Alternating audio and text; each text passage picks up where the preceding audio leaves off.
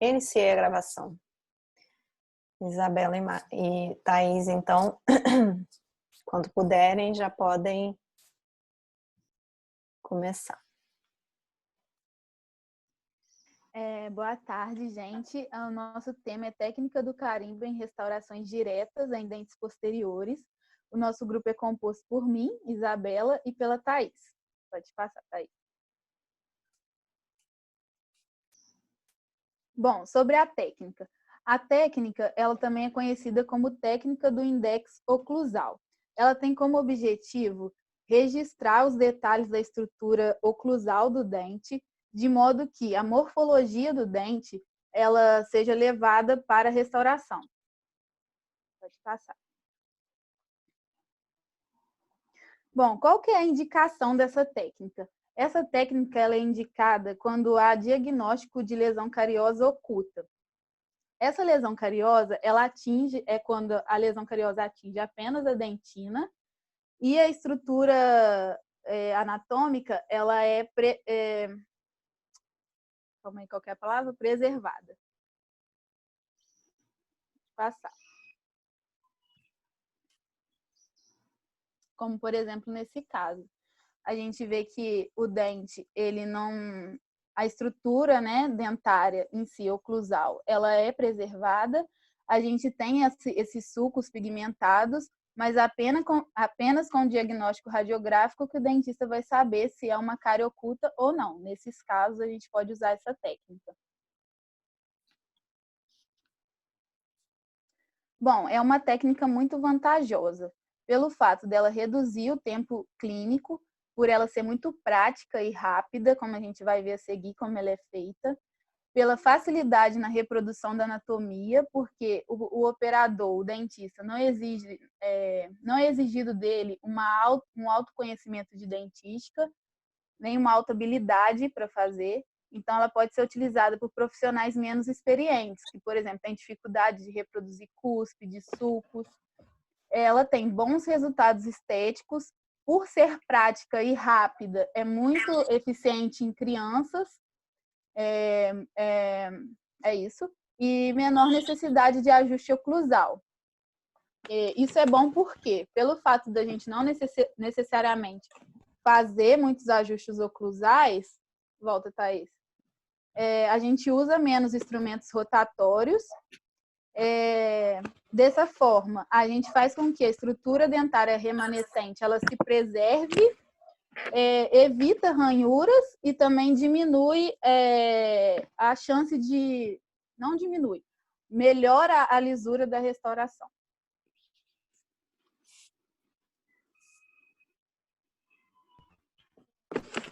Gente, se vocês estiverem com dificuldade de escutar, podem me interromper, por favor. Essa técnica ela apresenta poucas desvantagens, mas uma delas é a necessidade de posicionamento correto do dispositivo no dente na hora de voltar com ele, né? Para poder fazer realmente o carimbo. Porque se mudar um pouco o posicionamento desse dispositivo, vai mudar toda a oclusão do paciente. Então, a gente vai ter um problema de um pequeno posicionamento que pode acarretar isso. Um outro ponto que tem que ser bem pensado, né? É o controle da pressão exercida sobre a restauração. Se a pressão que for feita for muito grande, os sulcos podem ser mais profundos do que realmente são. E se for uma pressão baixa, um pouco leve, não vai marcar a anatomia completa. E outra possibilidade também é o estranhamento de material. Se o material for colocado em maior quantidade, ele vai acabar vazando na hora da pressão que a pressão for feita. Gente, tem alguém com o microfone aberto, eu acho. É isso que eu ia falar, tá dando...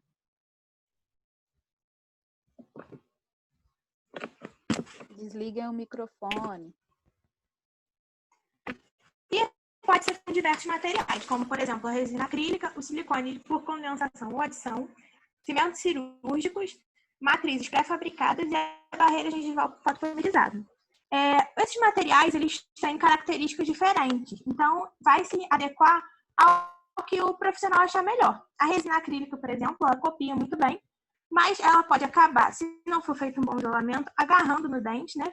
Deixando algum resíduo ali. E ela também tem uma reação exotérmica, o que pode acabar causando desconforto para o paciente. E os outros materiais, eles têm alguns custos que são muito altos. Por isso, a barreira gengival está sendo mais utilizada no momento. E o passo a passo. A gente sempre começa com um exame de imagem para confirmar, né, se é uma cárie oculta de fato e a extensão dessa cárie, a profilaxia, a escolha da cor, que tem que ser o mais próximo do dente possível, a anestesia e o isolamento absoluto.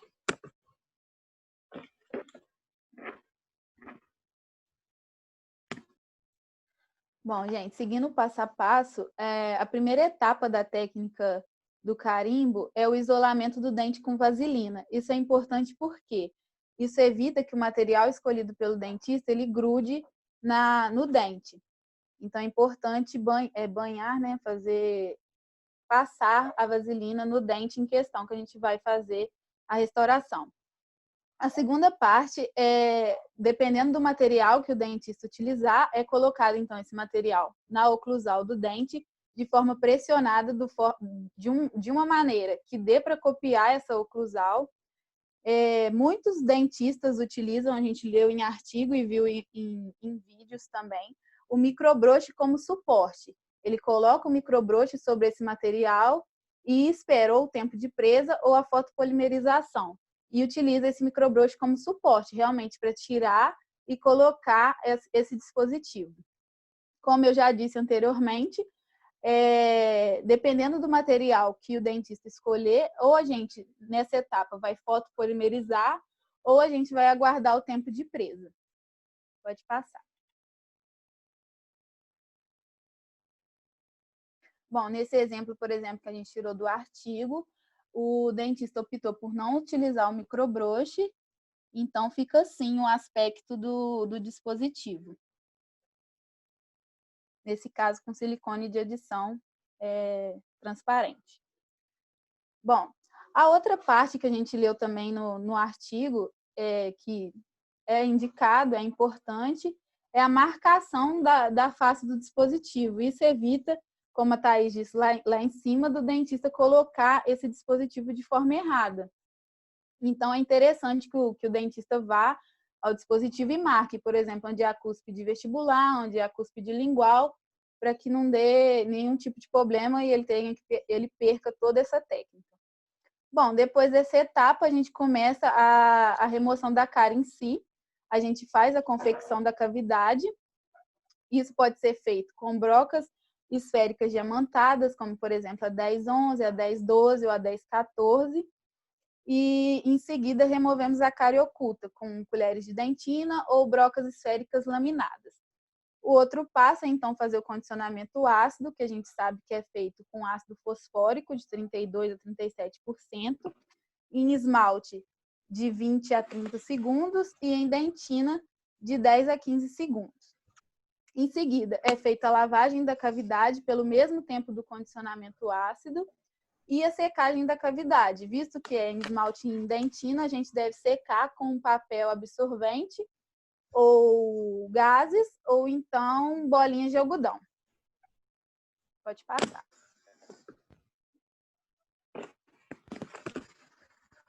Continuando, é feito após esse procedimento, na aplicação do sistema adesivo. E o sistema adesivo vai ser o de escolha do profissional. A restauração pode ser feita com resina composta ou com a book fill. Se for feito com resina composta, é importante lembrar que os dois últimos incrementos, pela técnica incremental, eles não podem ser fotopolimerizados em momento algum antes de ser feito o carimbo. Após isso, vai ser a aplicação do dispositivo sobre essa camada. Então, aí sim, você faz a aplicação, depois faz a fotopolimerização. E no momento da fotopolimerização, é importante a gente dizer que se for um material que não tem translucidez, a gente viu ali que anteriormente foi usado um silicone transparente, né? Então isso facilitaria. Ele tem que ser fotopolimerizado por outras faces do dente, não só por cima. Então teria que fotopolimerizar pela vestibular, pela lingual, para poder garantir que a resina seria fotopolimerizada da forma correta. Depois da fotopolimerização, vai ser feito a verificação dos contatos oclusais para ver se realmente copiou a anatomia perfeita do dente. Aqui a gente pode ver na primeira foto como o dente estava antes da restauração, né? A gente consegue ver o sulco já marcado aí com um tom mais acastanhado. E a segunda foto, o resultado final. Se a gente parar para perceber, a anatomia é realmente muito parecida. Então, a cópia consegue ser bem fiel à original. E a gente trouxe também um caso clínico. Esse a gente pegou da UNIG, da Universidade de Nova Iguaçu. A paciente, sexo feminino, 21 anos, procurou a clínica do curso de especialização e após a realização da anamnese dos exames clínicos, foi feita a periapical e confirmou o diagnóstico de lesão cariosa no elemento 46. Aí aqui a foto, a gente pode ver, como eu falei na outra foto, o sulco bem acastanhado, o que já dá um indicativo de cárie oculta.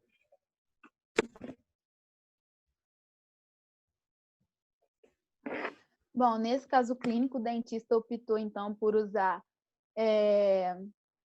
Gente, calma aí, só um minutinho, gente. Esqueci o nome do negócio. Silicone, por adição, transparente. Nesse caso, ele não optou por usar microbrush como suporte. Então, foi esse aspecto final do dispositivo. Pode passar.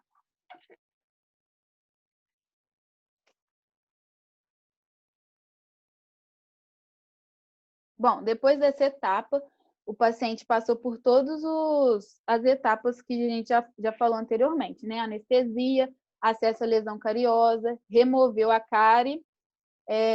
Depois, foi feita a seleção de cor, isolamento absoluto, o condicionamento ácido e para sistema adesivo, ele utilizou um adesivo monocomponente, que é primer e bonde junto. A restauração foi em resina composta pelo método incremental. Então, quando chegou no último incremento da resina, ele colocou, então, um dispositivo pressionado. Como vocês podem ver, ele utilizou outro instrumental para poder fazer essa pressão. Apesar de não ter utilizado microbrush, ele utilizou outro instrumental. Depois disso, foi feito todo o procedimento que a gente já sabe, tirou isolamento, verificou os contatos oclusais, e esse é o resultado final desse caso clínico. Muito bom. Agora, a gente trouxe um vídeo para vocês, para incrementar, para mostrar, assim, né, ilustrar como que é feito passo a passo dessa técnica. É um vídeo muito bom, de um professor muito bom também. Acho que vocês vão gostar.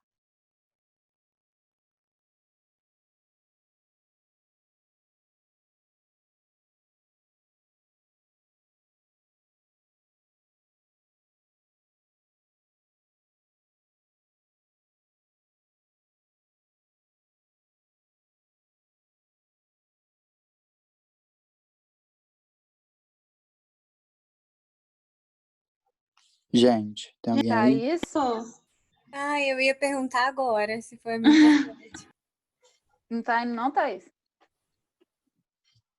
Vocês caíram a conexão ou não? Acho que a Thaís, não sei. Talvez. Thaís Deixa eu tá olhar. aí? Thaís está aqui, presente assim, tem o rostinho dela. Será que caiu a conexão? Alô? Engraçado, né?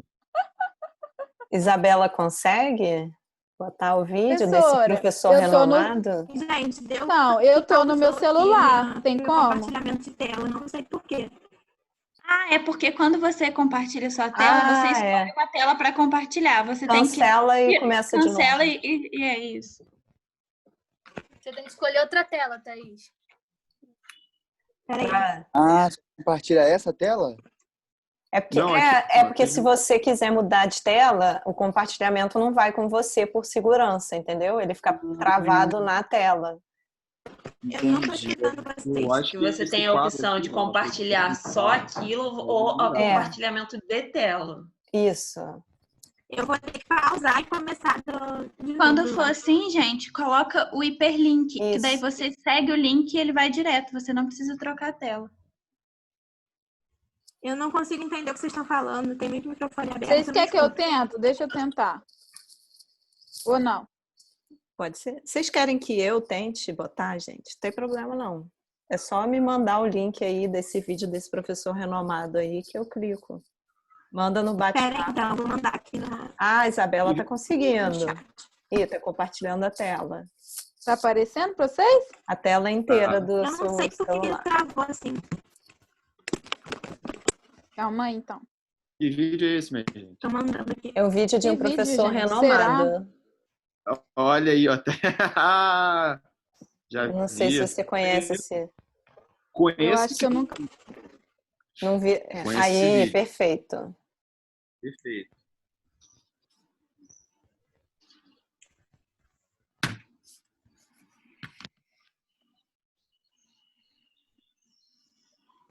Olha, tem até uma explicação.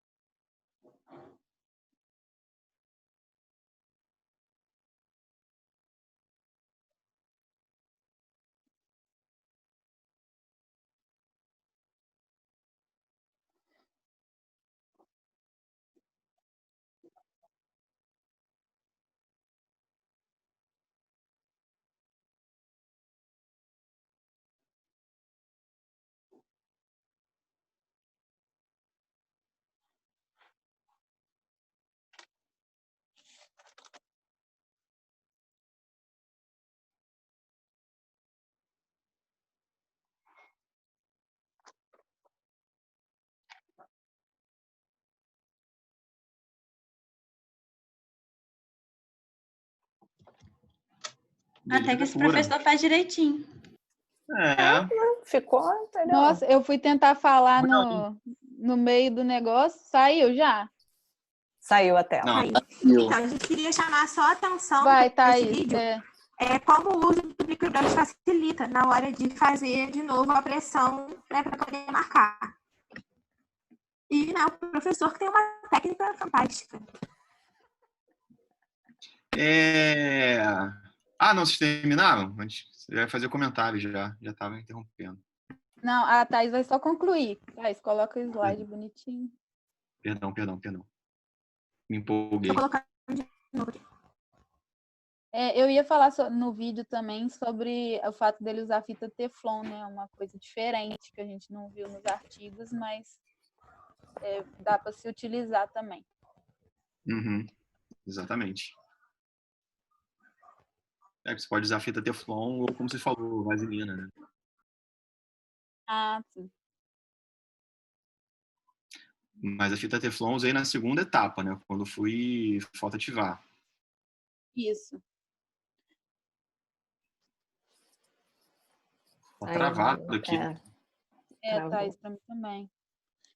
Eu Tá tenho indo. o final aqui, mas não é o slide velho. Não adianta.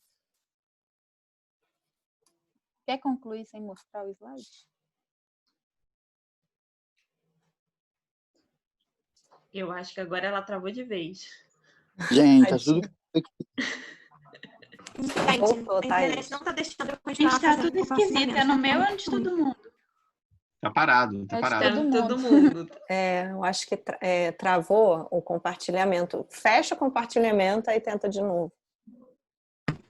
Vale mais a pena fechar quando dá isso. Mas deve ser.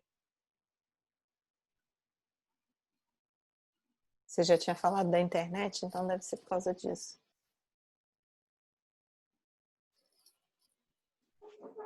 Você quer concluir, Thaís, ou quer que eu conclua? Só faltava nessa conclusão mesmo. E aqui a gente pode concluir, né, então, diante desse trabalho, que é uma técnica muito vantajosa, fácil de ser reproduzida, que permite o trabalho de profissionais menos experientes, né, que não tenham tanta habilidade para fazer essas esculturas. É uma técnica rápida, então pode ser aplicada com crianças e que hoje a barreira fotopolimerizada ela tem sido um dos mais utilizados e melhores, né? Pelo tempo, pela facilidade, então ela tem sido um material de escolha. E tinha as nossas referências também, mas está lá no slide que a gente mandou no Moodle. Tá lá. E é isso. Obrigada. Muito bom, meninas. Parabéns pelo trabalho. Gostei. Muito obrigado pela referência também. Vou fazer alguns comentários. Primeiro, falando primeiro da técnica mesmo, né? Depois eu volto a falar do início. Vocês comentaram que eu usei lá a barreira gengival, né? A fita Teflon. A fita Teflon a gente bota no final, não? Tranquilo, Thaís. A fita Teflon a gente bota no final para pressionar o carimbo, né? E aí, vocês falam, tem o risco de você pressionar demais, tem o risco de você pressionar de menos, tem o risco de extravasar o material. Então, o que a gente costuma fazer é pressionar, tirar o carimbo antes de fotoativar, porque aí você já visualiza se está razoavelmente legal, né? Se está sobrando material, se está com degrau, se está positivo ou negativo, né? Então, antes de fotoativar, a gente visualiza. Isso que é super tranquilo, deixa a técnica ainda mais simples. Outra coisa também, esqueci o que eu ia falar, mas enfim. Vou falar um pouquinho do início também da cárie, que a Isabela falou o seguinte, é uma cárie que não atinge esmalte, só atinge a dentina. Não, a lesão cariosa, para ela chegar na dentina, ela tem que passar pelo esmalte, a não ser que você tenha dentina exposta. Então, assim, a lesão cariosa atingiu o esmalte, só que ela não chegou a derrubar o esmalte, não chegou a criar uma cavidade, criou uma microporosidade no esmalte que depois, através da microporosidade, atingiu a dentina e aí progrediu mais rápido na dentina. Mas o esmalte está estruturalmente, morfologicamente preservado. Foi atingido? Foi, mas ele está morfologicamente preservado ainda. E aí, assim, às vezes no exame visual a gente também consegue ter uma noção que tem uma cárie oculta, porque além do sulco pigmentado, em volta você vê uma mancha, uma sombra acinzentada. Isso dá a entender que abaixo desse esmalte tem uma dentina cariada. E aí, isso, agora eu lembrei exatamente o que eu queria falar, que aí já foi um certo erro de vocês no trabalho. Vocês pegaram artigos, talvez um pouco antigos, né? E vocês viram com a gente uma metodologia mais nova, mais atual e embasada cientificamente, que a gente faz a remoção do tecido cariado com colher de dentina, somente com colher de dentina. A gente não usa mais broca laminada em baixa rotação, porque você não tem a sensibilidade para saber que tipo de dentina é aquela que você está removendo. Mas antigamente a gente fazia essa remoção com essa broca mesmo. Eu tenho um outro artigo publicado com um amigo meu, que a gente fez um tratamento com técnica do carimbo, e aí tem a foto ele removendo o tecido cariado com a broca em baixa rotação. Só que hoje em dia a gente não faz mais isso. Então, assim, por que eu tô falando que foi um certo engano de vocês? Porque vocês deveriam estar atentas a isso. Vocês podem até comentar, o artigo fala para fazer remoção com a broca, mas esse artigo é de 2015, sei lá, e hoje em dia a gente já não usa mais essa metodologia, a gente só remove com a colher de dentina mesmo. Então é sempre bom ficar atento e ter essa análise bem crítica do que vocês estão lendo. Vai lá, Nath. Na verdade, você fez os comentários no começo que eu ia fazer, mas eu só adicionei uma coisa, que realmente eu gostei muito do trabalho de vocês, tá? Primeiro. Muito bom, muito bom. Foi muito bom mesmo. Eu anotei só aquela questão lá do esmalte, que eu achei importante também. E a questão de falar também que não precisa ter tanto conhecimento para fazer a técnica. Que, na verdade, acho que é importante falar que, claro, como é uma técnica que simplifica a anatomia, né, você não precisa ter tanta habilidade. Então, é ótimo para pessoas que não são experientes, áreas de difícil acesso, enfim. Mas dizer sobre conhecimento pega no meu coraçãozinho, entendeu? Que eu acho que qualquer Se você vai fazer técnicas restauradoras no seu consultório, você vai ter que ter um conhecimento bom sobre tudo que você está fazendo. Mas era só uma observação. Eu sei que não foi a intenção de vocês falar isso, mas você tem que saber a anatomia do mesmo jeito. Eu sei que não foi a intenção, mas é importante. Não, é importante só porque às vezes... Não existe um treinamento técnico específico. Você não vai nunca ver um curso falando de técnica do carimbo. Que, pô, se você falar, se você assiste o vídeo, você já está apto para fazer depois, sozinho. Que é muito fácil. Acho que essa. Mas mesmo assim, caso que tiver um excesso, você tem que entender da anatomia para você fazer um ajuste. Quando você fizer um ajuste oclusal, que diminui bastante a chance, mas às vezes precisa. Então, esse conhecimento tem que ter. Diga. Lembrei de uma coisa que eu ia falar.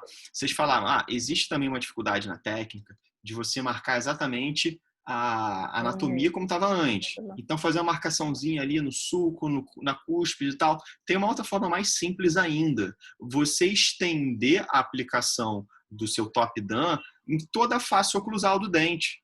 Porque aí não tem como. Depois daquele carimbo, ele só vai encaixar ali perfeito na face oclusal do dente. Mas eu acho que ela quis...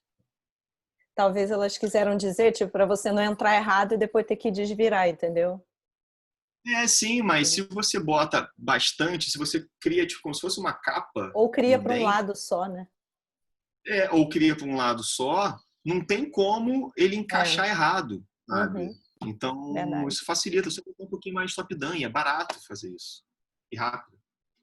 Estender um pouco mais para vestibular, aí você sabe onde é vestibular e vai ter um encaixe melhor. Verdade. Pronto, acabou.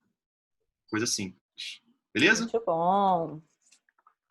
Gostei bastante. Menina, olha só. A gente comenta essas coisas, a gente fala, a gente corrige, não é para denegrir vocês, não é para diminuir vocês, não é para falar que o trabalho está ruim, pelo contrário, é para exaltar, é para corrigir os erros, para vocês ficarem perfeitas e maravilhosas, como sempre foram e sempre serão, cada vez mais.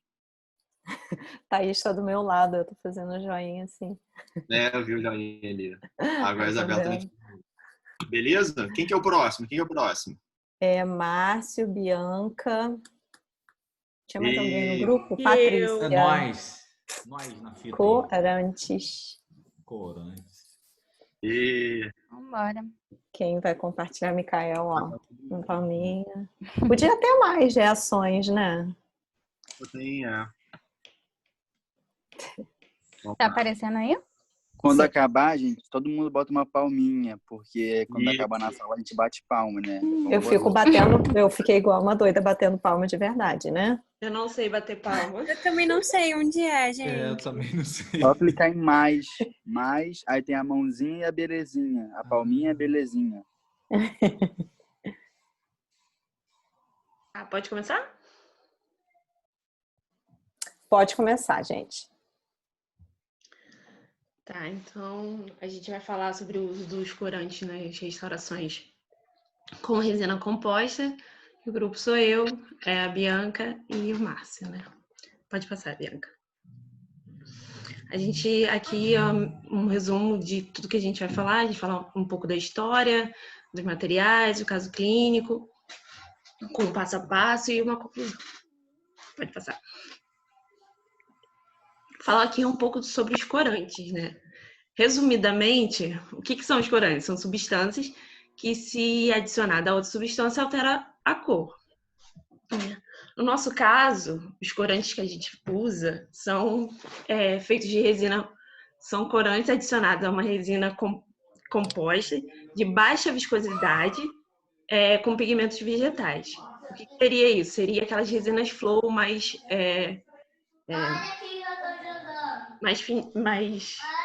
como é que fala? Esqueci a palavra. Fluida. Que escoam, né? Tá, é isso. Que escoam. Os pigmentos são fotopolimizados também. Os corantes podem ser utilizados para produzir as características naturais do dente, né? Como mascaramento de imperfeição, manchas intrínsecas ou extrínsecas, e eles podem ser chamados também de modificadores de cor ou caracterização. Eles são comercializados em diversas cores. Esses diferentes números de tonalidade e tal ajuda a deixar a restauração com um aspecto mais agradável e quase imperceptível. Pode passar. Então, contando um pouco da história, no final da década de 50 para o início da década de 60 surgiram as resinas compostas, que elas foram melhorando com o processo de fabricação, foram modificando, criaram vários tipos com partículas diferentes, e elas foram ficando mais estéticas e mais confiáveis, né? E no meio disso tudo foram adicionados também os corantes para melhorar esse trabalho. A primeira aparição, né, de modificadores de cores foram em 1982 com Cuser, né, com a fabricação de Stylus Color, que era de uma tonalidade de baixo cromo, ainda estava sendo produzidas. Então, só 2 anos depois que a mesma empresa ela criou o Durafil Color, né? Que são corantes que permitem mais variedade de cores e croma e mais flexibilidade para o uso. Já aí também teve outra marca que Mate também criou esses corantes com essa produção de Rembrandt, né? Em 1997 eles lançaram também a Durafil Color VS e no mesmo ano foi criado o Bisco, que o corante com o nome Biscolor, né? Que já foram com mais diferentes tonalidades e com a questão da opacidade também, seguindo a Vitacor, né? A linha da Vita de cor. Pode passar. Vocês me ouvem, gente? Me ouvem? Sim, tá ouvindo. Beleza. Yes. Ok. Então, gente, são algumas formas de apresentação desses pigmentos, tá? Aí nós temos, ela se apresenta dessa forma, em forma de seringas, tá? E também em forma desses bastãozinhos também aí, nessa marca Care, tá? Existem 5 formas mais utilizadas hoje para se fazer a caracterização de resinas compostas, tá? Fotopolimerizável. Vou falar aqui as 5. A primeira é você misturando esse pigmento ao compósito para modificar a cor desse material restaurador. Tá? Isso é muito legal, muito versátil, porém existe alguma desvantagem. A desvantagem é que você deixa ela mais porosa, fica mais difícil para dar acabamento, porque quando você mistura o pigmento e a resina, entra ar ali, e isso faz com que ela fique mais porosa, né? Mais difícil.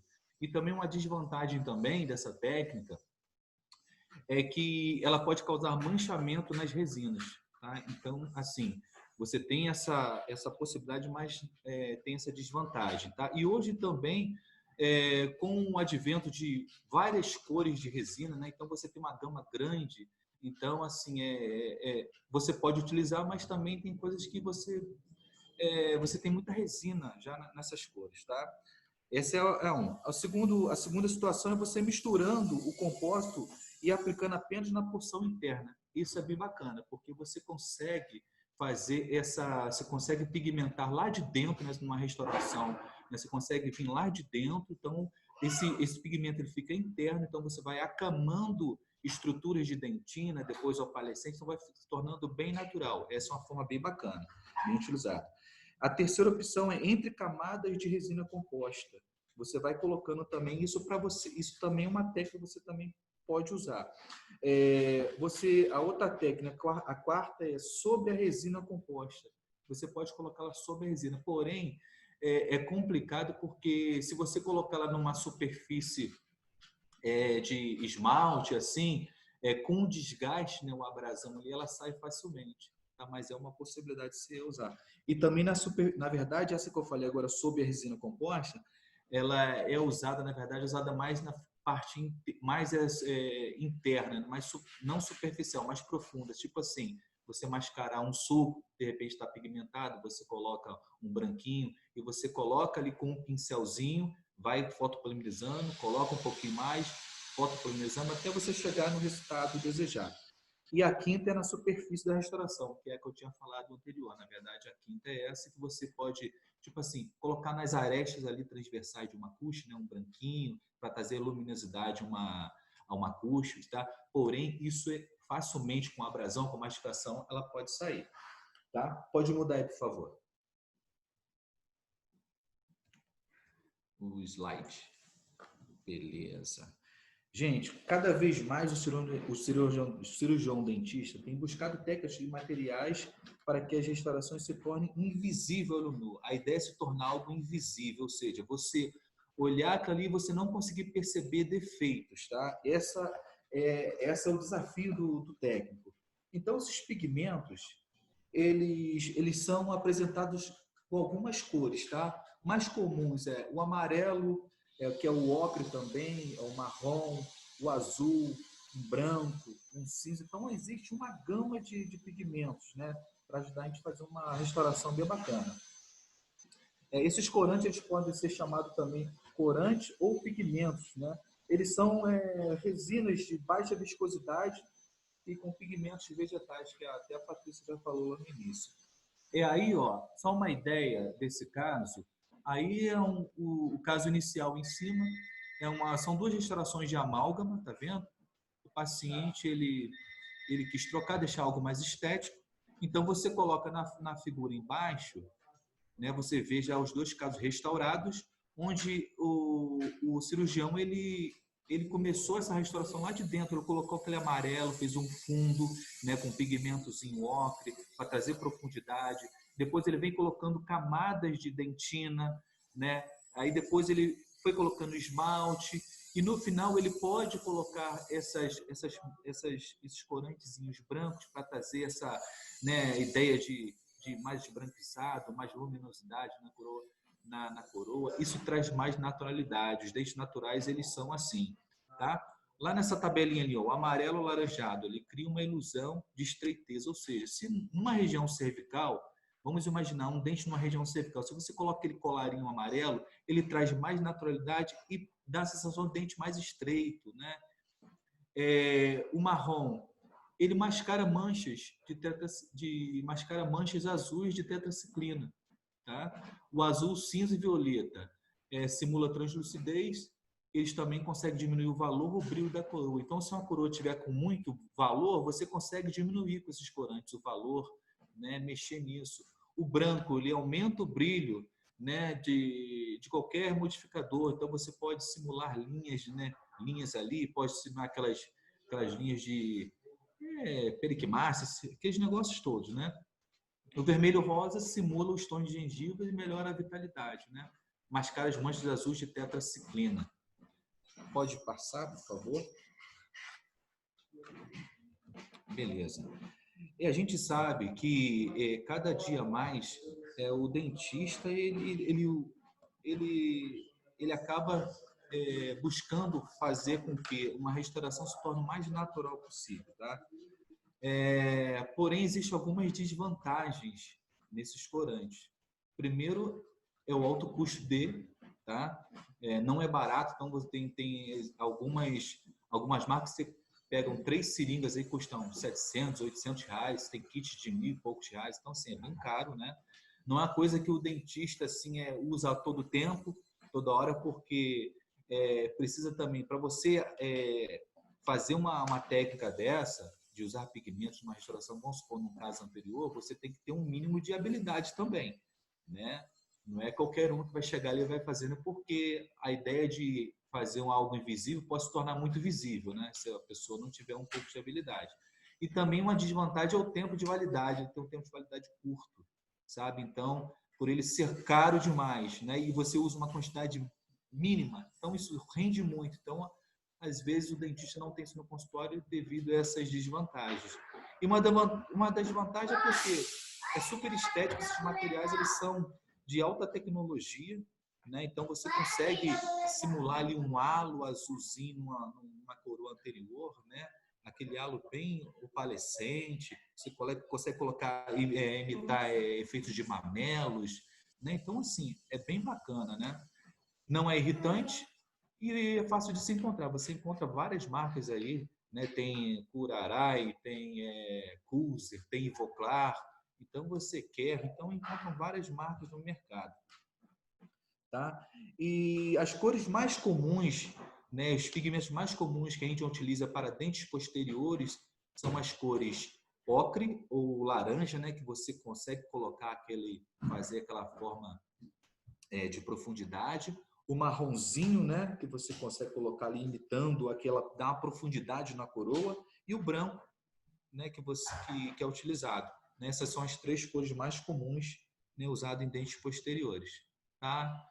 E também, eu não falei lá em cima, mas também é legal, num kit desse, se você tiver um kit desse, é legal também você ter um kitzinho também de opaco, pelo menos as 2 cores, né, de opaco, porque se você não tiver um caso e você não queira mandar para um laboratório para fazer uma restauração direta, você pode fazer uma restauração no consultório, tipo assim, um exemplo, numa faceta, você desgasta ali, seu dente está um pouco escuro, mas você desgasta aquela parte ali que você acha, né, cabível, aí você pode colocar esse opaco, ele vai mascarar aquela cor do dente escuro, ele deixa uma camada assim, mais confortável para você depois restaurar o dente, não fazer aquele efeito camaleão, ficar aquela coroa escura. Então, assim, tem umas 2 cores de opaco aí, é legal, um begezinho, né, um branquinho, é legal você ter. Beleza.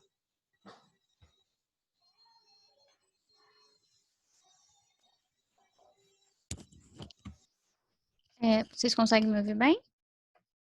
Sim, Bianca, pode ir. Bom, então, quando a gente começou a buscar, né, trazer algum artigo clínico que pudesse mostrar na prática clínica o uso desses corantes, né, nós encontramos... Tá travando aqui.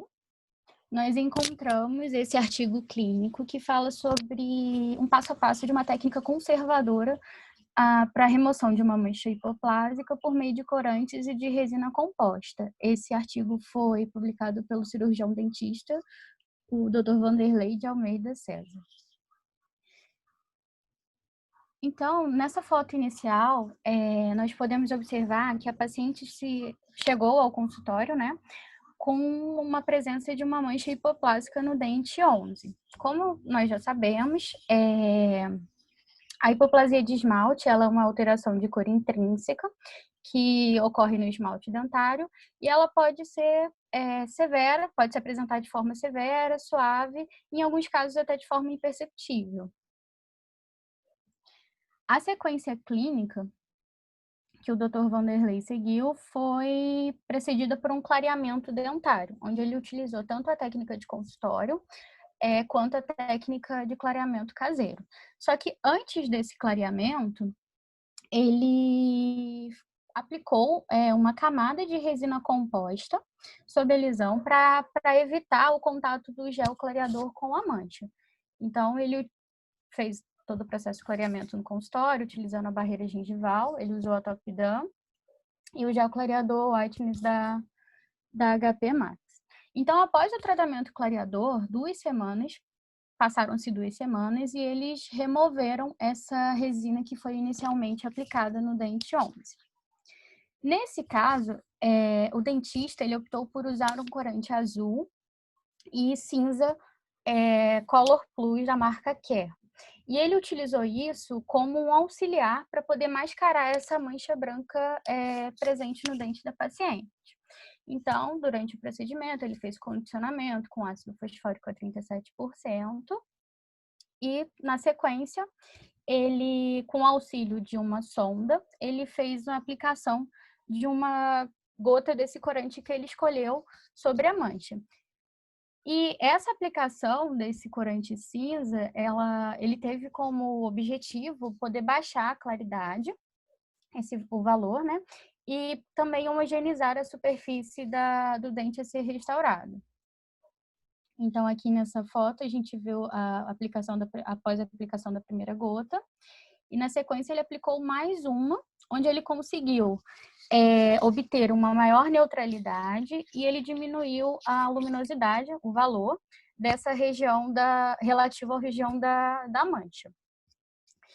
Então, na sequência clínica, ele utilizou de uma pequena camada da resina Bleach Opalis da FGM, que foi aplicado sobre o dente para conseguir reproduzir o esmalte intermediário. Ele fotopolimerizou, fez a sequência, ok.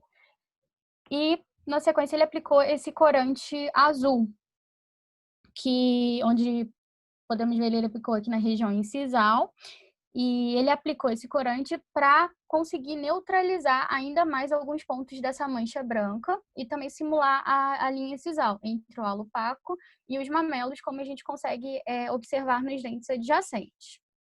Então, mais uma vez, ele fez uma aplicação de uma resina, a T-Blue Opalis, da FGM, onde ele utilizou essa resina para conseguir reproduzir a opalescência dessa região. E, por fim, como uma última camada de resina que ele aplicou, ele escolheu uma resina microparticulada, cujo objetivo dessa resina era clarear essa restauração sem modificar a cor, e ele optou por ela porque ela oferece um brilho mais intenso e duradouro quando comparado às resinas híbridas. Então, ele deu sequência do tratamento com acabamento e polimento, e essa é a foto do resultado. Um dia depois do tratamento, onde o dente já estava reidratado, já tinha feito o acabamento e polimento, como eu disse, e comparando a foto inicial da paciente com o dente 11, com a mancha hipoplásica, e a foto final, nós podemos observar, podemos verificar, né, que o resultado da remoção da mancha hipoplásica foi alcançado sem que houvesse nenhum tipo de abrasão ou um desgaste dentário, ou seja, ele conseguiu utilizar dessa técnica conservadora, utilizando o uso dos corantes resinosos.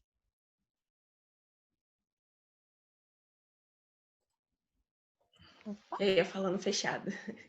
Então, para concluir, a gente chegou a perceber que os corantes resinosos são uma possibilidade para o profissional dentista, né, para chegar a uma tonalidade de cor e fazer que a restauração seja mais agradável esteticamente e seja quase imperceptível aos olhos nus, né? Fica bem harmônico. E é isso. Essas referências. Bota aí. Bi. E essas são as nossas referências. E gostei. Eu não tô conseguindo bater palma. Agora foi. Tem que ser reação.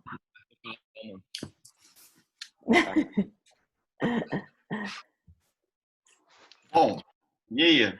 Gostei do trabalho, hein? Cara, vocês foram até bem profundos, falando bastante coisa. Nem esperava isso tudo, não. Gostei bastante. Alguns comentários. Eu não anotei nada, mas é que eu esqueci de anotar. Mas, assim, Marcinho, você falou uma coisa muito certa, né? Que a gente usa os corantes nas camadas mais profundas. Dá um aspecto bem mais natural, né? Do que se você botar na camada superficial. Não fica tão bonito se você bota na última camada um corante para... por exemplo, num dente posterior que você quer simular um sulco pigmentado. O ideal é que você bote em camadas profundas e depois vá cobrindo com esmalte, com resina para esmalte ou resina translúcida. Mas uma coisa que eu vejo como dificuldade de uso desses corantes é a falta de aceitação do paciente. Porque às vezes o paciente quer o dente branquinho, como se não tivesse nada. E você vai botar um corante na região posterior para simular um sulco pigmentado, assim, pô, vai botar meu dente parecendo que tem cárie? Então, não quer. Mas para dente anterior é legal sim. Como vocês mostraram, esse caso clínico muito legal. Gostei muito desse artigo. Muito, muito bem executado. E você falou também uma coisa também, Marcinho, seguinte. Falou, seria legal que tivesse opaco. Vários desses corantes são já opacos, né? Alguns têm uma certa translucidez. Eu tenho lá na verdade do Budá, mas está comigo lá no Ambi, uns corantes da Hiller. E aí você tem algumas cores, eu acho as cores bem ruins, sendo bem sincero. Tem um ocre lá, que é um laranja, não tem nada a ver com nada. Forte pra caramba.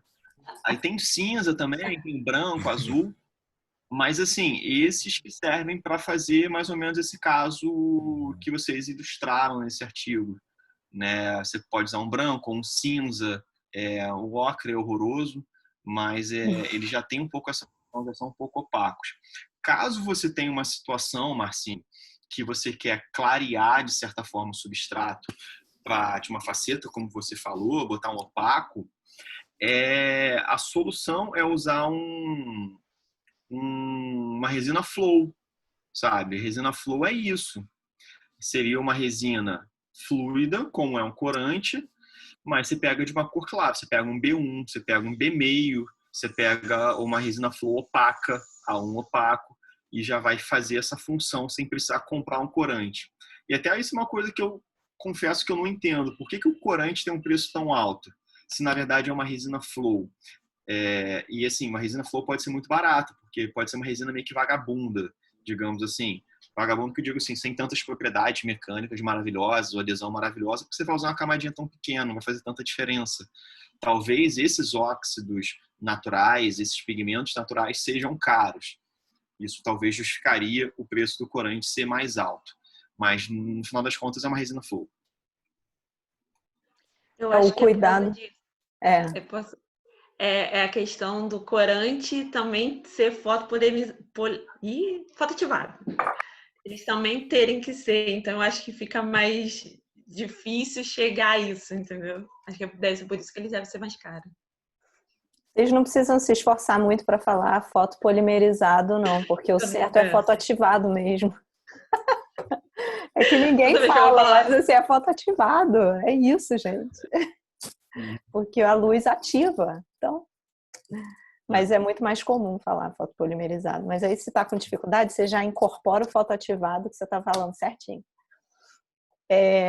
O que eu ia falar também de corante é que algumas vezes também tem que ter cuidado, porque às vezes, com o modo como a gente vai raciocinar na cavidade, por exemplo, se eu tenho uma cavidade molar mesmo que está muito escuro, e aí você quer tampar aquilo ali com um corante. Se você usar um corante branco, você acaba tendo um resultado muito acinzentado. Então, por exemplo, tem casos de faceta, cimentação de faceta, que às vezes o dente tem alguma alteração de cor. Aí você pensa, não, mas eu vou tentar passar um corante ali para poder neutralizar. Mais uma vez, tem que ter cuidado com o corante que você vai escolher, porque quando você usa um muito branco, você pode chegar num acinzentado. Se você usar um muito amarelo, você pode modificar demais a cor também, porque a faceta é translúcida. Então, corante é uma coisa não é muito fácil de trabalhar. E acho que o Márcio também falou bem da questão do desgaste, quando você aplica superficialmente. Está sujeito a desgaste, porque é uma resina fluida, né? Enfim. Então, por isso que eu falei também, Natália, da desvantagem dele, porque assim, você tem que ter uma certa habilidade, né? Um conhecimento ali disso, porque senão, na ideia de você ajudar, você atrapalha o negócio todo. Tem que treinar. Você tem que treinar bastante, porque você vai fazer o maior esforço ali na hora e não vai sair do jeito que você queria se você não tem uma consistência, né? Um treinamento. Então, às vezes, até treinar em manequim, se tá no consultório, tá sem paciente, vou tentar usar um corante aqui para praticar, porque aí você conhece não só a técnica, né? Mas os materiais que a gente compra mudam muito de um para outro. É isso. E o corante também não faz milagre, né? Então, é o que a Natália falou. Tem que tomar cuidado que não vai resolver toda a situação. Se Às for vezes você dente tem que- posterior, se for um dente posterior que a estética não é tão primordial assim, pô, se ficar um pouco acinzentado, beleza, passa batido. Já em dente anterior é complicado pra caramba, não é legal. Então, nessas situações que você tem um substrato, ou seja, um dente mais escurecido, uma dentina mais escurecida, às vezes é indicado que você aumente a espessura do seu preparo, que Ou você uma desgaste. coroa total, às vezes. Não tem como, às vezes. Aí você vai ter que usar realmente um material opaco, um pouco mais opaco, né? Para restaurar. Isso. É verdade. Outra questão também do corante misturado é que não é uma resina fluida, né? Você falou muito bem lá, a mistura fica mais poroso, acaba manchando. Achei muito bom isso. E a questão também não só de ficar poroso, mas é matriz resinosa, né? Misturada ali numa resina que você quer que tenha carga para ter resistência, né? O que é isso, Fábio? É você levantando o dedo para falar? Lembrei de uma coisa. Lembrei de uma coisa. Esse Acho que eu não nunca te tem falei isso. Né? Eu nunca te falei isso. Eu acho que não te falei. Mas na ortodontia, é que o Márcio começou a falar de misturar, aí me lembrou uma coisa que a gente faz na ortodontia. Alguns casos, a gente quer fazer correção de mordida cruzada posterior, ou até mesmo anterior, tipo de um canino, né? Então, imagina, se tem aquela pessoa que o canino inferior está mais vestibularizado que o superior. E aí, quando você quer descruzar, você tem a barreira física, né? O canino superior não consegue passar. Então, o que a gente faz? A gente levanta a mordida. Como é que a gente levanta a mordida? A gente bota uma resina, como se fosse um calço, lá no molar, lá no segundo molar, que aí o paciente, durante algumas 2 semanas, 1 mês às vezes, ele vai ficar ardendo e sem encostar os dentes, só vai encostar ali no calço. E aí o canino consegue descruzar, ou pré-molar, enfim, o dente que for, consegue descruzar. Aí depois você retira aquela resina lá de trás, aquele calço, para depois o paciente voltar a ocluir normalmente, pelo menos o mais próximo possível. E aí o que a gente faz na ortodontia a gente vai botar uma resina que depois a gente vai tirar. E a gente também quer tirar bem essa resina, quer que não deixe resquício. Então a gente pega uma resina composta, o mais simples possível, bota no dedo mesmo, uma quantidade grandezinha, mais do que 2 milímetros, não está nem aí. A gente pega canetinha hidrocor, caneta de retroprojetor azul, sabe? Pode ser preta, vermelha, enfim, mas azul fica mais legal. E aí você, antes de polimerizar, você risca a resina com a tinta azul, com a canetinha azul. Aí você mexe, fica bonito pra caramba. Fica parecendo aquela bala Frutelo, sabe? Aquela que era rosa e branca. Você mistura um pouquinho ali, pum, faz o condicionamento ácido, adesivo, bota lá, fotoativa, e aí depois fica muito fácil de você visualizar. Você faz uma pigmentação artificial ali, você pinta ali de azul a resina, porque aí depois que você precisar tirar, é muito mais fácil, você visualiza o azul e sai tudo. Viu? Se tiver o corante dando sopa, usa o corante. Não precisa não, você vai tirar mesmo. Então, de pouco tempo. Gostou, Marcinho? Gostou? Top, aula de gambiarras. Top. E técnicas. Bianca se amarrou também. Show. Gostei do trabalho de vocês mandaram muito bem. Mandaram bem. Cadê? Só trabalho bom até agora. Ou seja, Patrícia, parabéns. Quem vier agora, amigo, vai ter que manter o alto nível. Não quero fazer pressão. Pelo amor de Deus. A gente já estamos nervosos. Por isso que ela... Tayane, Giovanni e Gabriela. Eu tô aqui procurando quem é o próximo. Vocês já sabem. Não, tem mais 2. Ai, Jesus Christ. Pera aí. Pronto aí? Sim, só vou compartilhar a tela aqui. Let the season begin. Tô escuro hoje, eu tô sem... Resina boa. Pô, tinha que estar o Delano aqui. Delano se amarra um pouquinho. Pois é, ele teve um problema lá, foi no hospital. Não por ele. Eu acho que ele foi buscar a Carol, resolver alguma coisa. É muito ruim, né? Porque toda hora que ele fala foi no hospital, a gente fica Todo meio... mundo preocupa.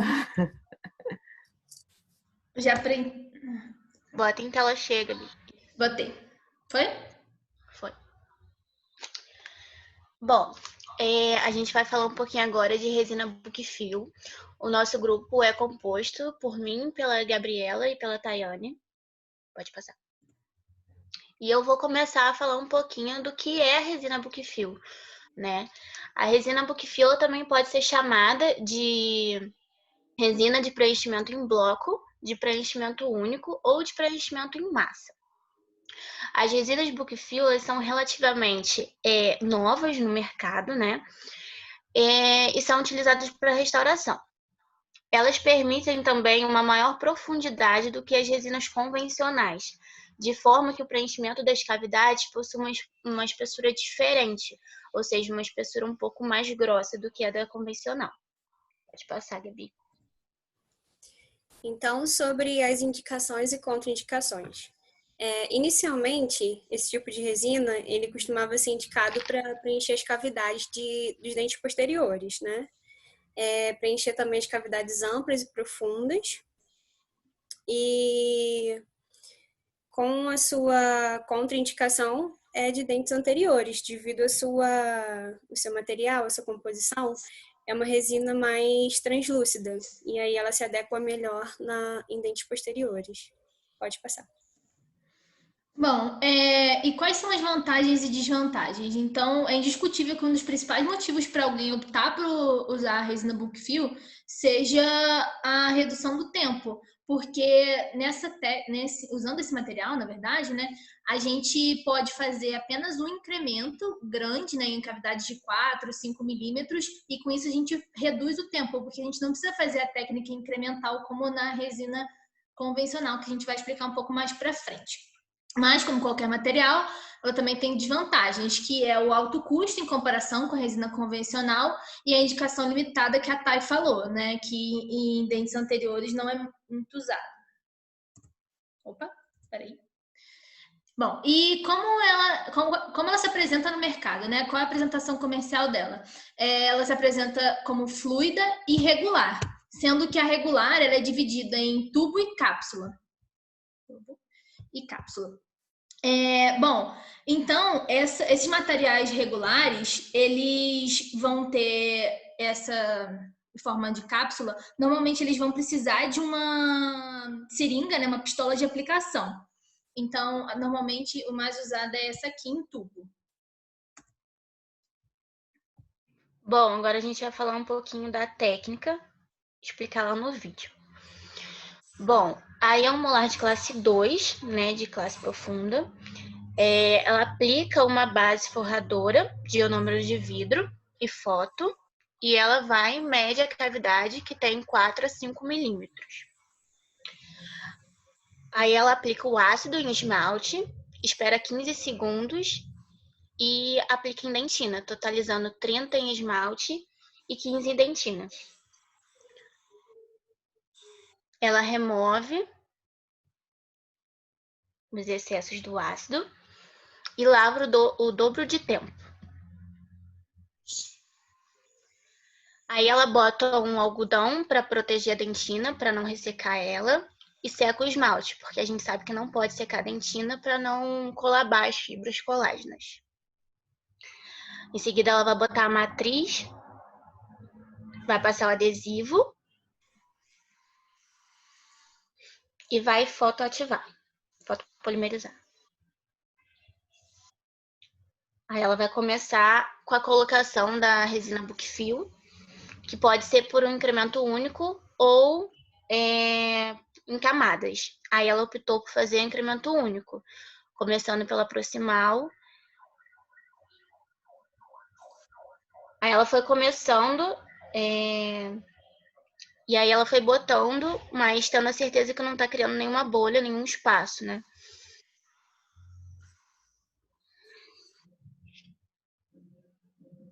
Ela foi removendo os excessos e foi criando a anatomia dentária do dente. Essa resina, é importante falar que ela tem agentes facilitadores da polimerização. Então, é bom botar a luz longe dela para que ela não polimerize antes de acabar de você não conseguir construir, né, a anatomia.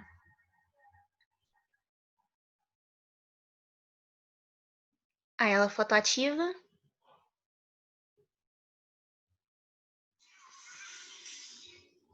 E faz o polimento. Pode passar.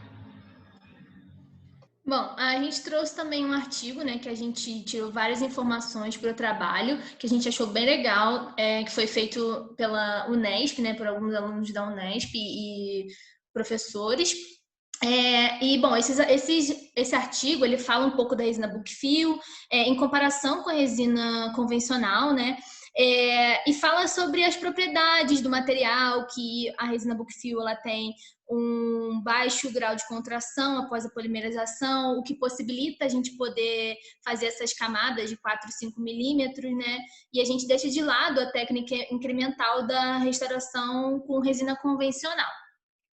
Eles mostram também alguns estudos que analisaram a contração de polimerização na resina Bookfill e na resina convencional. E eles mostram que nas resinas Bookfill de consistência regular, a contração de polimerização é similar à de convencional, então não é tão diferente, né, nesses estudos. Mas não se observa a mesma coisa na Bookfill de consistência fluida, em que a maioria dos estudos aponta uma maior contração desses materiais.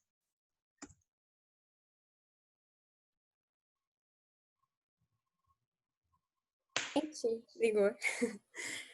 Então, a resina Bookfill versus a resina convencional. Como a gente já falou, né, bastante, a resina Bookfill, assim como a convencional, elas foram criadas com o mesmo intuito de resolver o problema de contração de polimerização. Mas a resina Bookfill, ela permite esse incremento único. Então, a resina Bookfill, ela é mais translúcida, ela é para dentes posteriores, para cavidades maiores ou igual a 4 milímetros. Já a convencional, ela é mais para dentes anteriores e é feita a técnica incremental. Pode passar. E sobre a resina Bookfill Flow.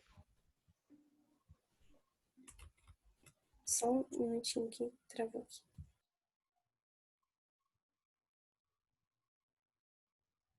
Tá conseguindo ver o slide? Tá. Travou aqui, gente. Voltou. Voltou. A internet não tá muito boa. Então, vocês estão me ouvindo? Sim. Sim. É a resina Bookfill Flow. Só antes eu queria falar um pouco sobre a resina Flow, sem ser Bookfill. Então, ela tem uma característica um pouco diferente das resinas convencionais. As resinas Flow, elas foram desenvolvidas para auxiliar em restaurações mais complicadas, né? Em superfícies interproximais, difícil acesso. Ela é muito mais fluida, né? Ela é Flow.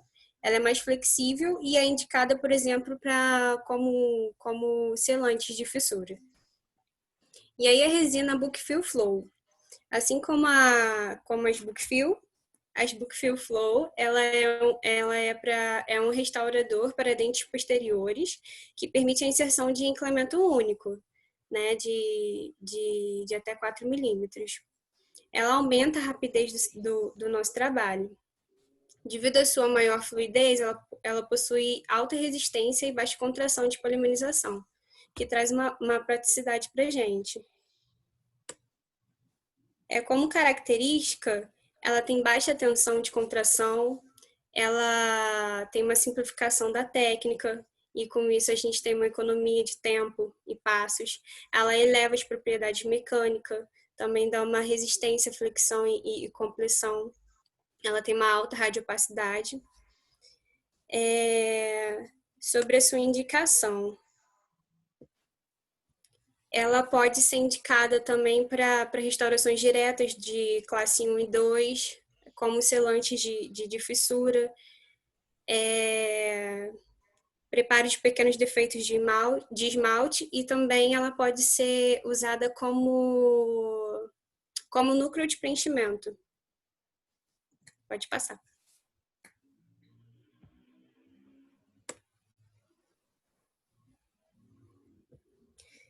Então, sobre a técnica, Pode voltar, Gabi, por favor? Isso. Então, após ter feito o condicionamento ácido, sistema adesivo, fotoativou, a gente aplica a resina Flow na cavidade. Como a gente pode ver, é uma cavidade classe 2. Ela é bem fluida.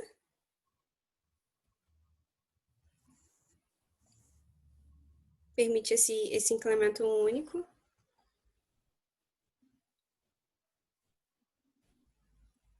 E aí a gente fotoativa, acomoda ela na cavidade e em seguida a gente aplica uma resina convencional por cima.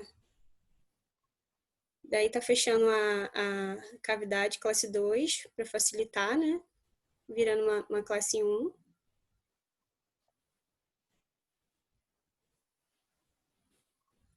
E aí faz a anatomia.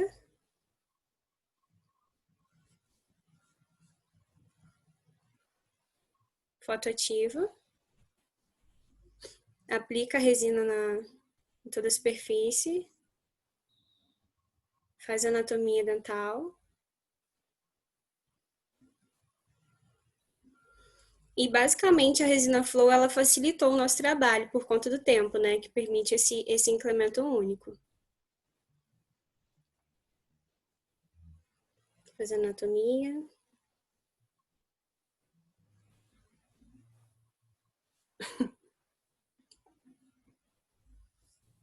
Fotoativa. Aí retira a cunha, matriz. Aí testa o ponto de contato. E é isso. Bom, por conclusão, de frente a tudo que a gente apresentou e estudou sobre, a gente notou que, de forma geral, as resinas Bookfill apresentam propriedades similares às resinas convencionais em questão do protocolo, né, de cada uma delas. Com a utilização das resinas Bookfill, a gente acaba eliminando essa etapa esse processo de muitas etapas, né? E com isso, podem acontecer a diminuição da possibilidade de erros do operador. Porém, os resultados clínicos disponíveis ainda são insuficientes para indicar esse tipo de material, né? Não se sabe ainda se essas resinas Bookfill, elas podem ou devem substituir essas resinas convencionais. Para isso, a gente precisaria de mais estudos de controle clínico para a gente ter mais estudos, na verdade, que a gente precisa, né, para saber se ela substituiria ou não futuramente, né? E é isso. A nossa bibliografia é isto.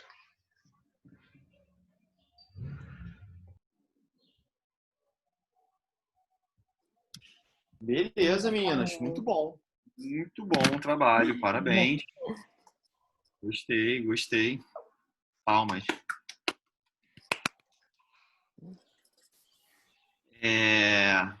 Posso começar? Já é de praxe. Leve. Falador hoje, estou muito falador. E antigamente tinha um cara que trabalhava na minha rua que me chamava de falador. Falador, é mais engraçado. Mas aí, galera, é o seguinte, só um comentário desse finalzinho aí, Giovana. Tem muita gente que pensa, assim, que o material novo ele deve chegar para substituir o que está no mercado. E aí, se ele não substitui, ele é uma porcaria e deve ser abandonado. Não é assim. Nem todo material que chega no mercado, ele chega para substituir. Ele chega para ser uma alternativa. Entendeu? Então, assim, não é porque é uma novidade, não é porque, chegou agora, que tem que ser uma coisa revolucionária, que tem que ser uma coisa que vai romper paradigmas, não é nada disso. Não. Cara, é um material que, apresenta vantagem nesses casos clínicos, você pode usar. Ah, mas eu quero usar o convencional que eu estou acostumado. À vontade. Pode continuar usando, você não está sendo obrigado a usar novo. Mas, se quiser, tem a novidade. Então, eu acho que essa visão já muda muito, né?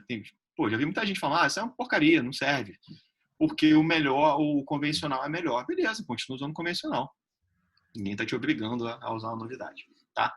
E é um material assim que agiliza muito, né? Algumas situações e algumas cavidades mais profundas, principalmente. Se tiver uma cavidade rasa e você quiser usar uma bulk fill, você pode? Pode, mas você não vai ganhar tanto tempo assim. Mas uma cavidade um pouco mais profunda vai ganhar. E no vídeo, pô, o profissional lá usou, no segundo vídeo, né? Usou uma técnica que eu gosto muito de utilizar para fazer restauração, ainda mais com a bulk fill, que é usando a sonda exploradora. Não exatamente a sonda, teria que ser uma sonda muito fininha. Tem a sonda da Hufreid, que é muito boa para isso, que ela é bem fininha. Eu tenho uma outra sonda da... Eles têm no kit da Millennium. Isso que eu ia falar. E no kit de vocês, a pontinha já é muito fininha e funciona muito bem para isso. Você vai, tipo, costurando, sabe? Como se fosse uma máquina de costura. Delimitando os sucos, fazendo sucos secundários, delimitando as cúspides, fica bom demais. Mas é sempre importante, depois disso, você tirar um pouco dos excessos.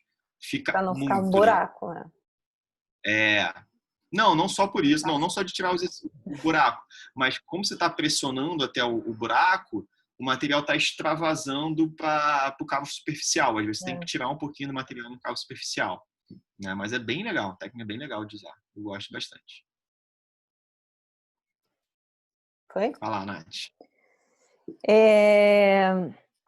Eu também gostei muito do trabalho de vocês. Só complementando o que o Fábio falou lá do final, acho que a bulk fill está bem estabelecida, assim, porque assim, a base, uma das coisas importantes dela é a translucidez para que você consiga fazer incremento de 4 milímetros. Então, assim, ela não vai substituir a convencional agora, entendeu? Tão cedo. Porque se você precisa dar mais opacidade para ela, isso já vai ser um fator complicador, né? Que aí, de repente, você não consegue mais os 4 milímetros, mas enfim. É porque, assim, é uma coisa que é difícil achar em livro, essas coisas assim, não é fácil. Então, assim, a gente achou em artigo, essas coisas. Então, o que a gente pegou foi mais em artigo. Então, tá certo, é difícil achar ainda sobre. Não, é isso mesmo. A gente está meio que dando nossa opinião também sobre as coisas, sobre isso, entendeu? Que é isso. Coisa nova, né? O livro é desatualizado. Teve uma parte que a Thay falou que eu falou que eu não consegui, eu tentei até anotar rapidinho o que eu tinha falado para não esquecer, mas eu anotei só o começo, porque você falou rápido, eu não peguei tudo. Que devido à alta fluidez da bulk fill flow, ela possui baixa contração. Mas, na verdade, não está relacionado a isso. A baixa contração é relacionado aos monômeros que ela tem, que são diferentes da resina convencional que a gente conhece. Só para não misturar a informação. Show. Eu não lembro. Você falou alguma coisa em seguida, mas eu não lembro o que foi. Porque eu comecei a copiar e eu acho que eu não ouvi a segunda parte. Aí eu não sei. Aí eu não sei, mas só, tipo, que a fluidez é o estado dela, né? Ela não é resina viscosa. Ela é mais fluida, mas é isso. Acho que foi só isso mesmo que eu notei. Adorei que vocês trouxeram um artigo também para discutir sobre o estado da arte, é sempre bom. Acho que um legado que vocês têm que levar dessa faculdade é que aqui vocês aprendem desde a base a ler artigo, e aí eu tenho certeza que vocês vão ser dentistas muito competentes, porque vocês vão fazer odontologia baseada em evidências. Prática clínica baseada em evidências. Muito bom. Vou dar minha palma também. Sempre bom também buscar artigos de estudos clínicos também. Clínico, né? Randomizado. É super interessante. Padrão, ver o número de pacientes. Vocês vão aprender. Ah lá, cadê o curso que eu falei? Tem um curso. Foi para vocês que eu falei? Acho que não. Depois eu mando o link. Eu nem sei se está disponível por muito tempo, mas tem um curso gratuito lá de uma Hospital Moinhos em parceria com o SUS. Alguma coisa assim, que o Rudá me mandou um tempo atrás. Eu estou tentando fazer um curso há séculos, mas não tem tempo, mas esse final de semana eu termino ele. E são cursos gratuitos, e um deles é prática clínica baseada em evidências. E que é o que eu acho que funcionaria melhor para vocês, assim, né, no nível, talvez, fazer esse curso para ter essa noção, mas eu também acho que vocês já podem ter até tido isso na faculdade. Tipo de como pesquisar também, artigos que valem a pena. Próximo grupo, vai se A ajeitando gente aí. teve uma matéria sobre isso. Então, cara, vocês estão demais. Vocês já tiveram matéria sobre isso. Então é isso. Então vocês já estão craques. Então Cadê? Tá indo. Lá.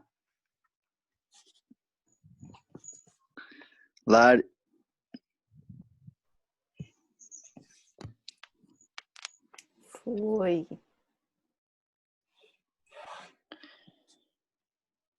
Oi, tá me ouvindo, gente? Estou te ouvindo, cochichando. Beleza. Let's.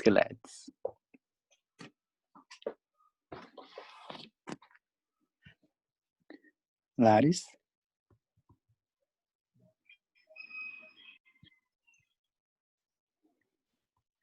Larissa, eu não... Gente, eu não consegui colocar o microfone depois de compartilhar a tela. Desculpa, eu esqueci de botar antes.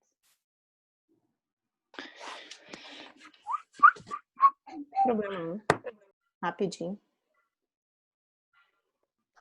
Todo mundo vendo? Yes. Sim. Pode começar? Pode sim. Pode. Boa tarde, gente.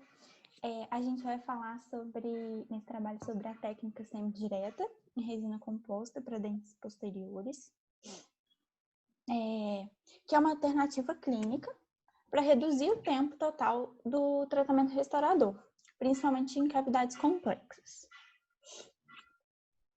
Então, eu resolvi colocar o protocolo e um vídeo primeiro, porque clareia muito a nossa mente a respeito dos outros tópicos.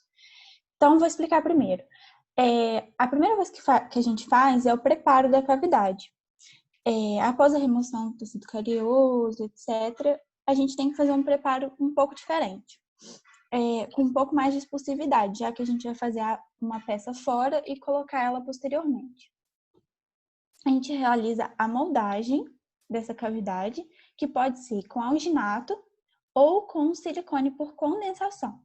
A gente não pode usar o silicone por adição, porque a gente vai vazar com silicone para modelo, que é por adição, e quando for vazar, eles podem grudar um no outro. Então, não é recomendado, a gente usa ou o alginato ou o silicone por condensação.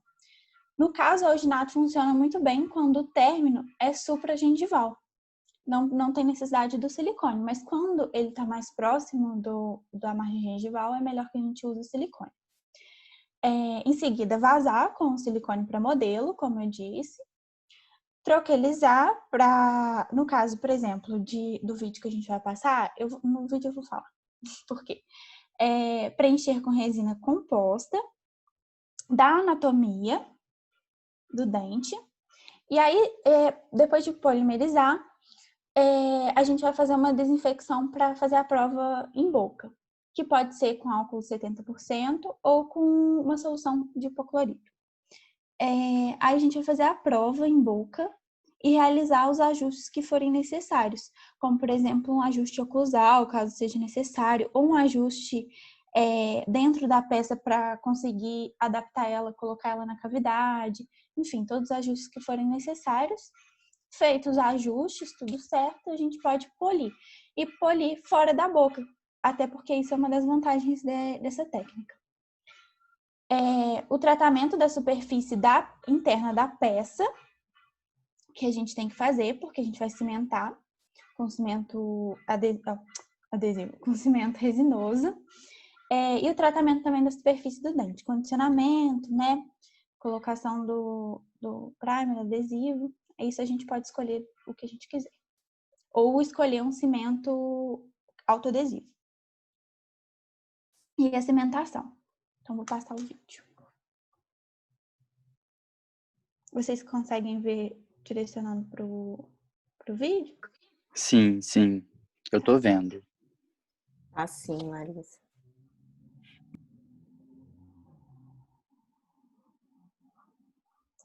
Então tá.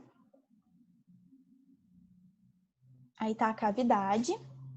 Ele vai moldar com alginato. Então, ele coloca um pouquinho do alginato na cavidade e depois na moldeira. Como a gente costuma fazer com silicone, né? Só que ele tá fazendo com alginato. A cópia fica muito boa. Então, ele vai vazar com esse silicone para modelos, que no caso é da Voco. E é legal que ele dá uma dica. Ele vai colocar isso em cima de uma peça de Lego. Porque isso vai dar mais estabilidade para ele trabalhar depois numa mesa ou segurar e tal. Ele faz o troquel, né? Com o bisturi ele corta esse silicone. E aí ele consegue expor essa proximal, que é muito interessante, porque ele está fazendo essa restauração proximal, que na boca seria difícil pela presença do dente adjacente. Então, nessa técnica, ele consegue tirar o dente adjacente. Visualizar melhor, mas ele fica provando o tempo todo o adjacente para colocar o ponto de contato no lugar certo. Aí ele vai preencher com a resina composta.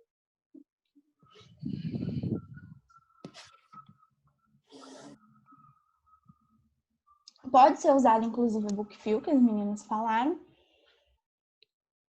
Ou pode ser usada a resina comum também, porque não é tão preocupante a contração. Da anatomia. Ele também usa os pigmentos, né? Que o outro grupo também falou nesse vídeo.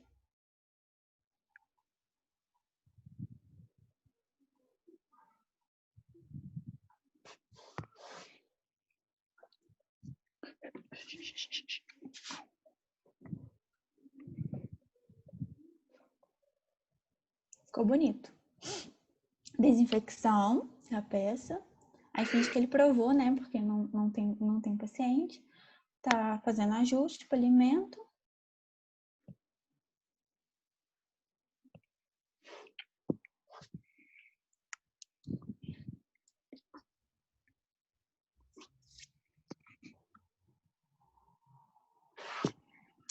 Obrigada, Antônio Sakamoto, pelo vídeo.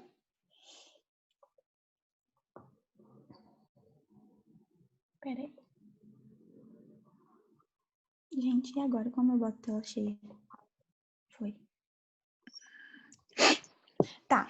Os objetivos, então, funcionou comigo de eu assistir o vídeo e já ter com inferência parte das indicações e dos objetivos. Por isso, a gente decidiu de colocar antes para construir o pensamento na cabeça de todo mundo, como foi construído na nossa. Então, parece que ficou claro, né? Os objetivos é reduzir a contração de polimerização, porque a gente vai estar fazendo fora da boca, e proporcionar uma melhor adaptação marginal, porque a gente vai conseguir visualizar todas as faces desse dente e todas as margens da restauração também. Todo mundo me ouve? Sim. Tá bom.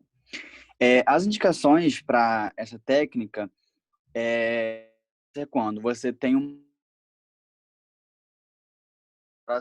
que tem tração marginal, né? Então você pode indicar para um caso desse. Nos estudos que a gente leu, o principal caso era a classe 2 com ampla distribuição, né? Os principais casos. Então você pode indicar nesse caso também. E quando você tem dificuldade de adaptação,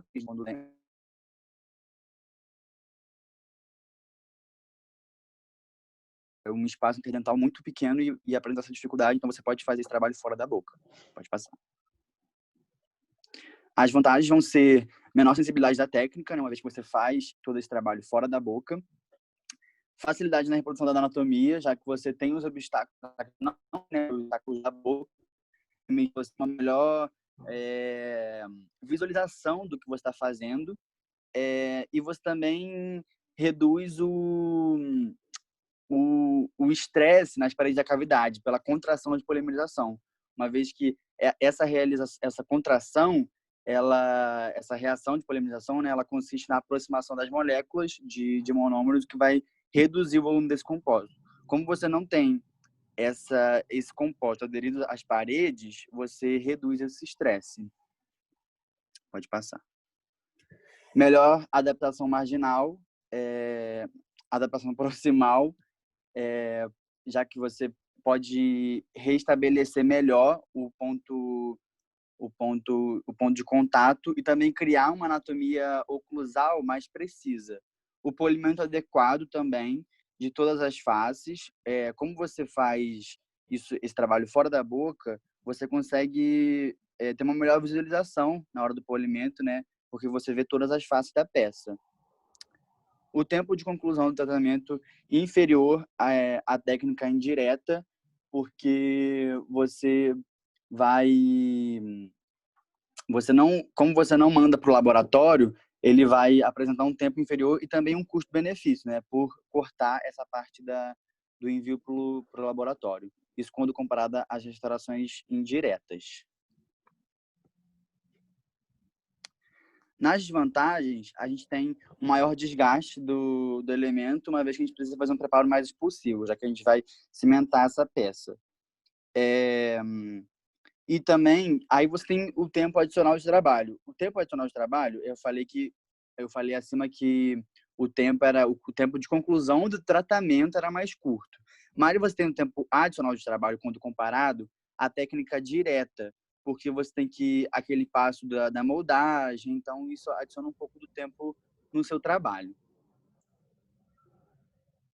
A gente conclui, então, que é uma alternativa viável, né, para as restaurações extensas em dentes posteriores, unitárias ou múltiplas em seção única, facilitando e ampliando as opções de tratamento para os seus casos.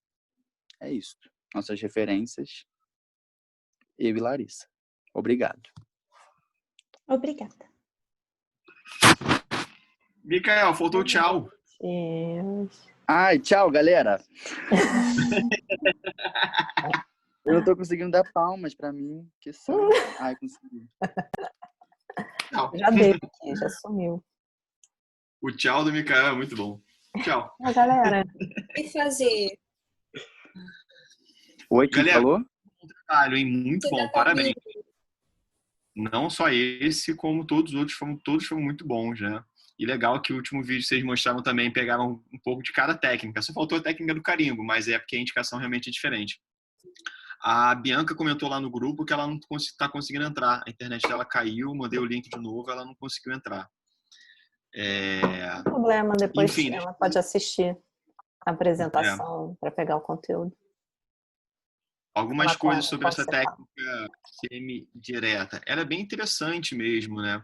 O que você ganha é a redução do tempo do paciente na cadeira, né? E isso é muito vantajoso para o paciente. Eu tenho um amigo que ele faz muito essa técnica, ele tem alguns vídeos também, dá aula de técnica semi-direta, o Abreu, e ele fala isso comigo. Ele falou, pô, Fabinho, o que eu faço é moldo o paciente, mando ele descer lá para tomar um café ali no hall ali do prédio, dá uns 20, 40 minutos, sei lá, e depois ele volta e já tá com o negócio pronto ali, sabe? Para cimentar, fazer um ajuste cimentar. Então, realmente, é interessante. O paciente fica, pô, que legal, vou lá rapidinho, não fico tão tempo no dentista, digamos assim.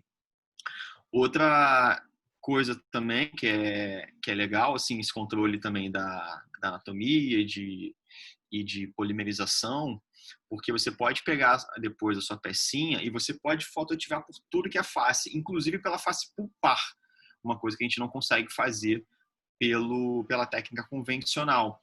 E ainda existem métodos auxiliares de polimerização, de ativação, porque quando você eleva, por exemplo, a temperatura, o grau de conversão, ou seja, a conversão de monômeros em polímeros, aumenta. Então, você pode botar no micro-ondas, se você tiver no consultório. Você pode botar no autoclave, porque o autoclave gera calor e pressão, e a pressão também ajuda nessa polimerização. Você pode pegar um espelho, às vezes eu fazia isso, pegava, botava a pecinha num espelho e fotoativava ali. Então, a luz batia no espelho e também refletia. Então, era mais luz ainda. Então, isso facilita também na fotoativação. E é uma técnica bem legal, assim, não é demorada de fazer, é interessante, é um recurso que vocês podem ter. E é um recurso que também depende de um treinamento, sim, mas não é um treinamento muito específico. Assim, não é aquela história. Se você não manda muito bem para fazer uma restauração classe 2 no manequim, Adaptar a pô, matriz. não vai ser agora nisso que você vai mandar muito bem, entendeu? Mas, pô, se você já manda bem na restauração do classe 2 no manequim, você vai mandar bem numa semidireta, porque não é uma coisa tão diferente, não é uma técnica tão diferente. É. Vai lá, Natália. Não, acho que as observações você falou. Achei bem legal. A Larissa falou da metodologia também de mostrar o protocolo antes. Eu achei muito interessante mesmo ver eles de todo mundo visualizar o que é a técnica, né? E depois você falar, eu gostei bastante. Eu ia fazer os comentários também que o Fábio falou da complementação da fotoativação com calor e tal. Que é muito interessante, já que você vai fazendo semi-direto, dá uma caprichada que aquilo ali fica bem mais resistente até ao manchamento e tal. Enfim, muito bom, gente. Estou muito... Uma coisa também, os seminários em geral, é que em condições normais a gente não teria tempo para abordar essas técnicas diferentes para vocês. Existem algumas outras técnicas para restauração, seja direta, semidireta, enfim. Só que o tempo que a gente tem na graduação, às vezes, é curto para a gente ensinar todas as técnicas possíveis. Então, a gente vai ensinar, basicamente, a que é mais consagrada na literatura. Aquelas que vocês vão fazer para não errar e para não ser criticados, digamos assim.